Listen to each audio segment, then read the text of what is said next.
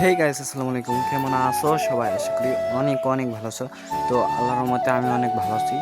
তো আজকের এই মিনি ব্লগে দেখাবো আমি সারাদিন কি কি করলাম। তো ভিডিওটি বেশি বড় না করে মূল ভিডিওতে যাওয়া যাক।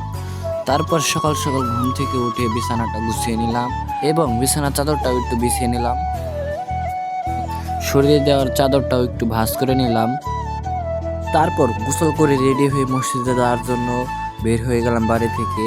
তো আজকে জুম্মার দিন, তাই জুম্মার নামাজ পড়তে হবে। তো আপনাদের সাথে কথা বলতে বলতে চলে আসলাম মসজিদে। তো এটা হচ্ছে আমাদের মসজিদ, যা আপনারা আগেও একটি ভিডিওতে দেখেছেন।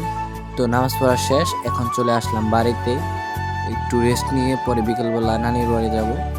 তারপর বিকেলে চলে আসলাম নানিদের বাসায়, কারণ আজকে আমার মামা বিদেশ থেকে আসবেন। দীর্ঘ 2 বছর পর বিদেশ থেকে তিনি ফিরছেন, আর সেই বলতে পারবে প্রবাস জীবনটা কতটা কষ্টদায়ক। তো গাইস, মিনি ব্লগটা এই পর্যন্তই ছিল। আল্লাহ হাফেজ।